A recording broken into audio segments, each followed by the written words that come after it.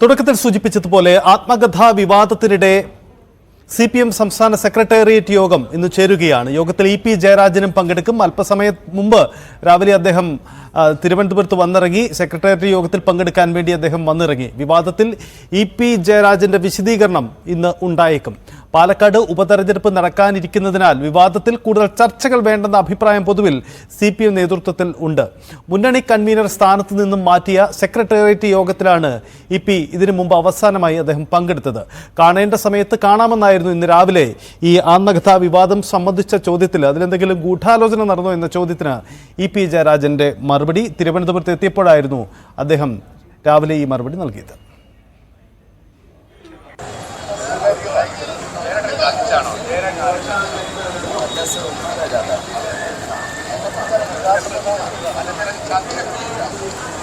നിങ്ങളെ കാണുമ്പോൾ കാണാം പോരെ.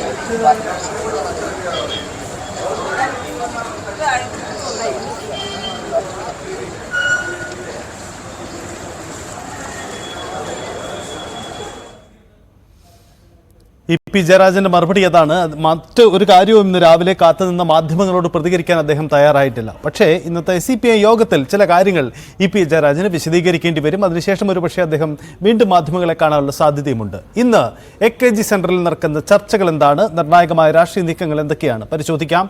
VV വിനോദ് ചേരുന്നു. വിനോദ്, EP ജയരാജൻ രണ്ട് ഘട്ടങ്ങളാണ്. ഒന്ന്, ആത്മകഥാ വിവാദം എങ്ങനെ പാർട്ടി പരിഗണിക്കും, EP-യുടെ ഈ വിശദീകരണം പാർട്ടി വിശ്വാസത്തിലെടുക്കുമോ എന്ന ഒരു ചോദ്യം. രണ്ട്, ഈ ഘട്ടത്തിൽ ഇത് സംബന്ധിച്ച വലിയ ചർച്ചകളിലേക്ക് CPM കടക്കുമോ എന്ന രണ്ട് വിഷയം.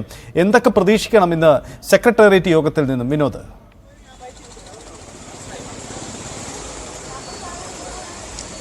സൈത്ത്, ഇന്ന് രാവിലെ തന്നെ തിരുവനന്തപുരത്ത് EP ജയരാജൻ എത്തിയിരുന്നു. അദ്ദേഹം സംസ്ഥാന സെക്രട്ടേറിയറ്റ് യോഗത്തിൽ പങ്കെടുക്കുന്നത് LDF കൺവീനർ ശേഷം സ്ഥാനത്ത് നിന്ന് പോയ ശേഷം ഇതാദ്യമായാണ് വീണ്ടും ഒരു സെക്രട്ടേറിയറ്റ് യോഗത്തിലേക്ക് എത്തുന്നത്. അതും വിവാദങ്ങൾക്ക് നടുവിൽ നിൽക്കുമ്പോഴാണ് EP ജയരാജൻ പാർട്ടിയുടെ സംസ്ഥാന നേതൃയോഗത്തിലേക്ക് എത്തുന്നത്. അദ്ദേഹത്തെ സംബന്ധിച്ച് കാരണം കഴിഞ്ഞ ദിവസങ്ങളിൽ ഉണ്ടായ വിവാദം അദ്ദേഹം അത് നിഷേധിക്കുന്നുണ്ട്. പലതും നിഷേധിക്കുന്നുണ്ടെങ്കിലും അത് സൈത്ത് സൂചിപ്പിച്ചതുപോലെ തന്നെ പാർട്ടി അത് മുഖവിലേക്ക് എടുക്കുന്നുണ്ടോ എന്നത് തന്നെയാണ് പ്രധാനപ്പെട്ട ചോദ്യം. നമുക്ക് മനസ്സിലാക്കാൻ കഴിയുന്നത് EP പറയുന്നത് പൂർണ്ണമായും പാർട്ടി ഉൾക്കൊണ്ടിട്ടില്ല. ഇക്കാര്യത്തിൽ EP പാർട്ടിക്ക് മുന്നിൽ കാര്യങ്ങൾ വിശദീകരിക്കേണ്ടി വരും.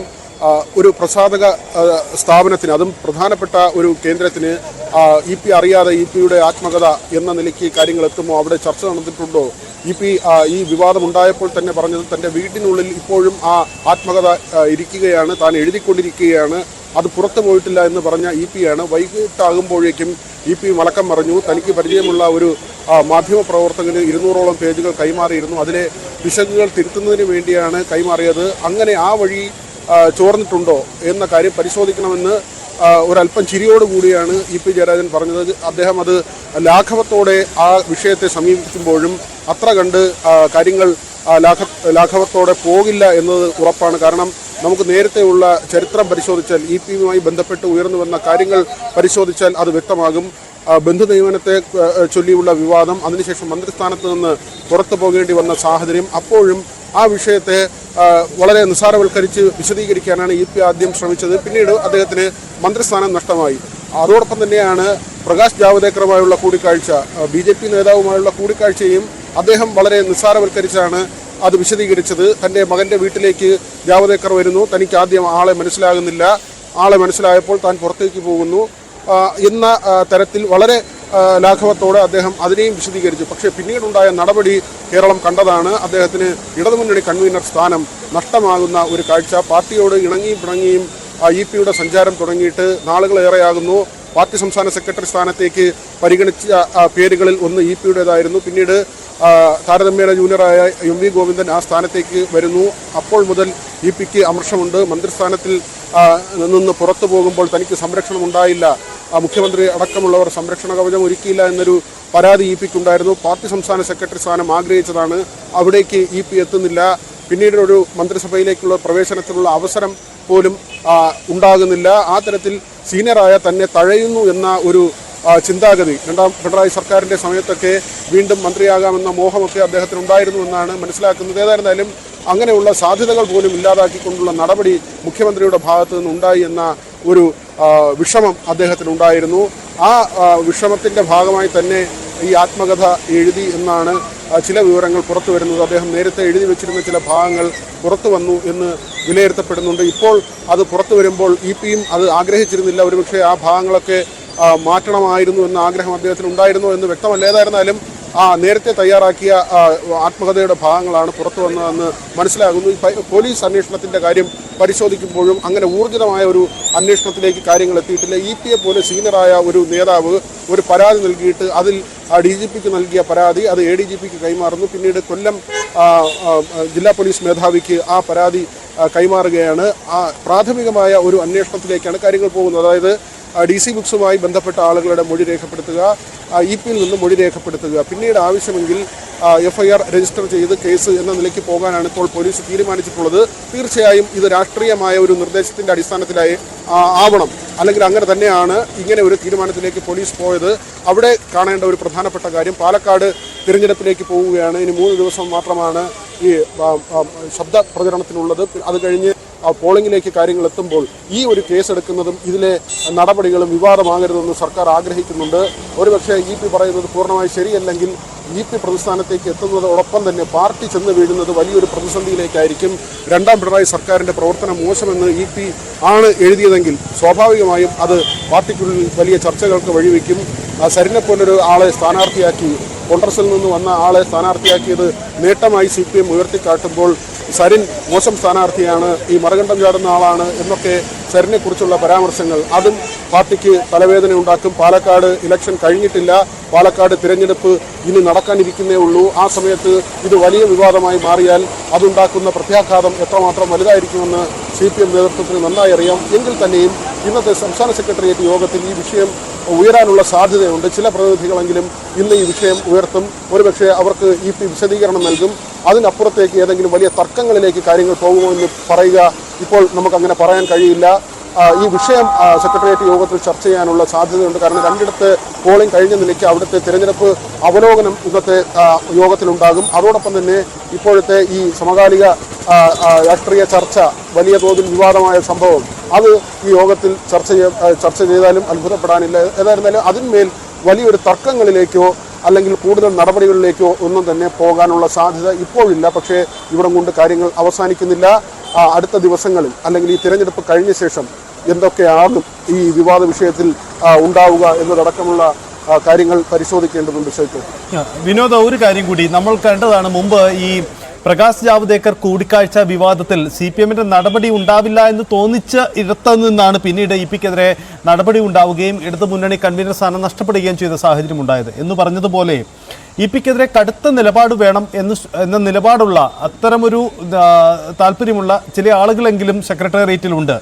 ചില പേരുകൾ, ചില മന്ത്രിസഭാംഗമായ ചില പേരുകൾ പോലും CPM രാഷ്ട്രീയത്തിൽ അത്തരത്തിൽ ചർച്ച ചെയ്യപ്പെടുന്നുണ്ട്. അങ്ങനെ EP ജയരാജൻ ഒരു ഗൂഢാലോചനയുടെ ഭാഗമായി നീങ്ങുന്നു. കടുത്ത നിലപാടാണ്. EPയെ നേതൃത്വത്തിൽ ഇനി എങ്ങനെ കൊണ്ടുപോകാൻ കഴിയുന്നു എന്ന നിലപാടുള്ളവരുണ്ട്. പക്ഷേ ആ അഭിപ്രായം അതേ തരത്തിൽ ഇപ്പോൾ പരിഗണിച്ചില്ലെങ്കിലും വരും ദിവസങ്ങളിലെ തുടർ ചർച്ചകളിൽ ഒരുപക്ഷെ തെരഞ്ഞെടുപ്പിന് ശേഷം CPMന്റെ അജണ്ടകളിൽ ഉൾപ്പെടുന്ന, CPMന് ചർച്ച ചെയ്യപ്പെടേണ്ട ഒരു വിഷയമായി തന്നെ ഈ ആത്മകഥാ വിവാദം നിലനിൽക്കില്ലേ വിനോദ്?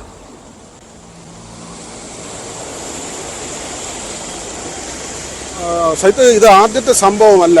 കാരണം ഒരു വിവാദത്തിന് തിരി കൊളുത്തിയ ശേഷം EP ഒന്നും അറിയാത്തതുപോലെ നിൽക്കുന്നു എന്ന ഒരു വികാരം പൊതുവിലുണ്ട്. കാരണം ഈ പ്രകാശ് ജാവ്ദേക്കറുമായുള്ള കൂടിക്കാഴ്ച, അതിൻ്റെ വാർത്താ സമ്മേളനം EP വിളിക്കുന്നത് കഴിഞ്ഞ ലോക്സഭാ തിരഞ്ഞെടുപ്പ് ദിവസമാണ്. അതായത് പോളിംഗ് തുടങ്ങി മണിക്കൂറുകൾ കഴിയുമ്പോഴേക്കുമാണ് EP ആ തരത്തിൽ. ഇപ്പോൾ മന്ത്രി മുഹമ്മദ് റിയാസ് സെക്രട്ടേറിയറ്റ് യോഗത്തിൽ പങ്കെടുക്കാൻ എത്തുന്നുണ്ട്.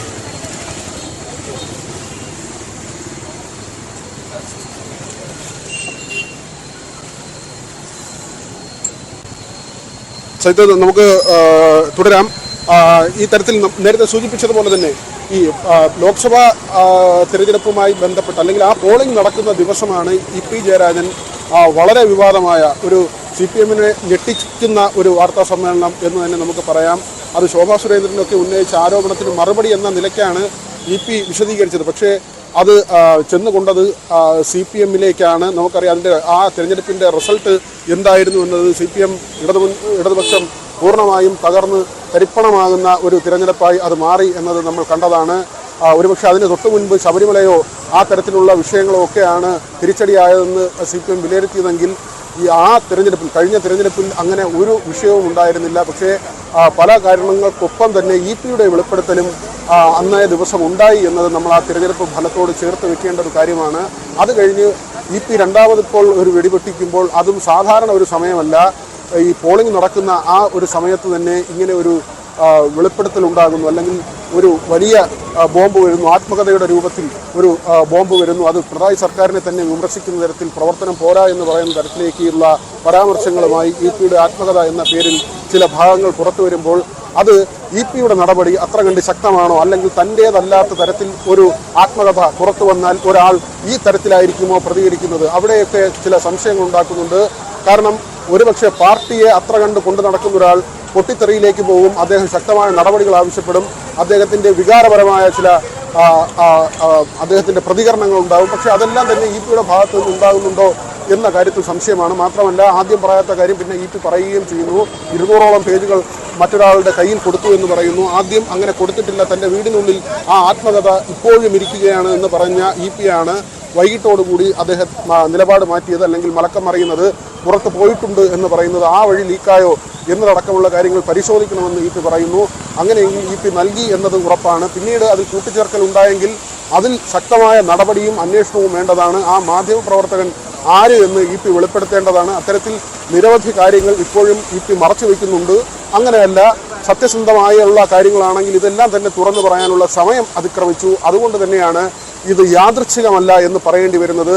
പല തിരഞ്ഞെടുപ്പ് സമയങ്ങളിലും ഇപി പാർട്ടിയെ പ്രതിസന്ധിയിലാക്കുന്നത് അദ്ദേഹത്തിന് പാർട്ടി നേതൃത്വത്തിലുള്ള നീരസം അദ്ദേഹത്തിൻ്റെതായ രീതിയിൽ പ്രകടിപ്പിക്കുന്നുവെന്ന് രാഷ്ട്രീയ നിരീക്ഷകർ വിലയിരുത്തുന്നത്. അതുകൊണ്ടാണ് ഇപി ഒന്നും അറിയില്ല എന്ന നിലയിൽ നിൽക്കുമ്പോഴും എല്ലാം അറിഞ്ഞുകൊണ്ട് തന്നെയാണ് ഇപി ചെയ്യുന്നത് എന്ന വിലയിരുത്തലിലേക്ക് പോകേണ്ടി വരുന്നതും അതുകൊണ്ട് തന്നെയാണ്. ഏതായിരുന്നാലും ആദ്യത്തെ സംഭവമല്ല ഇത്. ഇപിയുടെ ഒരു കാര്യം നോക്കിയാൽ ഈ ഇൻഡിഗോ വിമാനത്തിനുള്ളിലൊക്കെ വെച്ച് നടന്ന കാര്യങ്ങളുണ്ട്. അന്ന് മുഖ്യമന്ത്രിക്ക് സംരക്ഷണം ഒരുക്കിയതിനെ കുറിച്ചൊക്കെ ഇപി വളരെ വികാരത്തോടെ പറയുന്ന കാര്യമായിരുന്നു. അദ്ദേഹത്തിൻ്റെ കുടുംബവുമായുള്ള ബന്ധത്തെക്കുറിച്ചൊക്കെ ഇപി പറയുന്നു. പക്ഷേ തിരിച്ച് തനിക്കൊരു പരിഗണന ആ നിലയ്ക്ക് കിട്ടുന്നില്ല എന്ന പരാതി പല ഘട്ടങ്ങളിലായി ഇപിക്ക് ഉണ്ടായിട്ടുണ്ട്. അതുകൊണ്ട് തന്നെയാണ് മുന്നണി കൺവീനർ സ്ഥാനത്തുണ്ടായിരുന്നപ്പോൾ അദ്ദേഹം മുന്നണി യോഗങ്ങളിൽ പങ്കെടുക്കുന്നില്ല, അല്ലെങ്കിൽ സംസ്ഥാന സെക്രട്ടേറിയറ്റ് യോഗങ്ങളിലേക്ക് അദ്ദേഹം എത്തുന്നില്ല.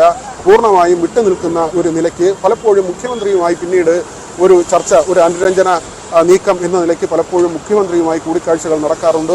ആ കൂടിക്കാഴ്ചകൾക്ക് പിന്നാലെ ഇപി വീണ്ടും പാർട്ടിയോട് അടുക്കുന്ന സമീപനമുണ്ട്. പക്ഷേ ഇപ്പോഴത്തെ സാഹചര്യങ്ങൾ അത് നിസ്സാരമായി കാണാൻ കഴിയില്ല. DC പോലൊരു പ്രസാധക കേന്ദ്രം, DC യുടെ പ്രതികരണവും കഴിഞ്ഞ ദിവസം വന്നിരുന്നു. അവർ ഇതുവരെ അത് നിഷേധിച്ചിട്ടില്ല.